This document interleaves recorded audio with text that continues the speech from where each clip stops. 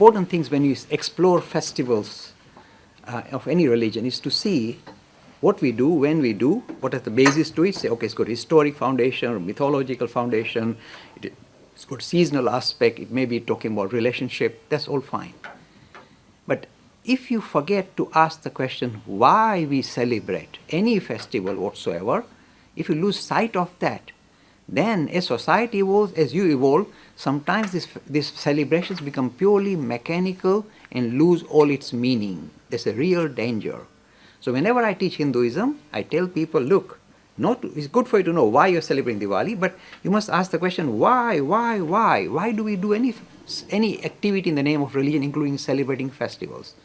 If you focus on the why element, then when society evolves, you can then adjust your festival to kind of, follow the requirement of the society, evolving society. But if you don't know the why, you can't change. You are stuck in a rut.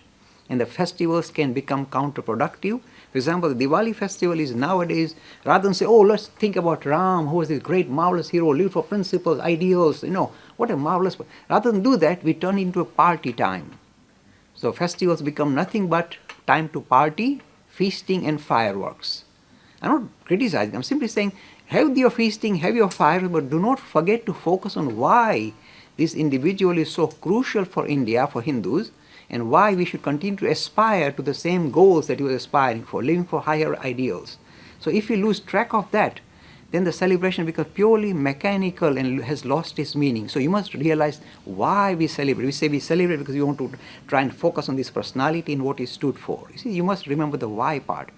All festivals, all ritualistic aspect of every religion must answer the question why. Why do you do worship in the morning? Why do you go to the temple? Why do you go on pilgrimage? Why do you celebrate festival? There are certain lovely key answers to all these questions. And I'll just give you a short version of it.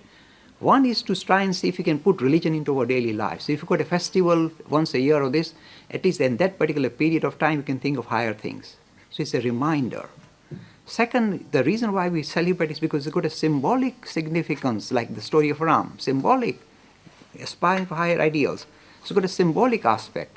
The other aspect of celebrating any or kind of carrying out any ritual is because it says, in a way, it allows you to relate to a higher ideal, if you like, in your daily routine. Otherwise, life passes by very fast.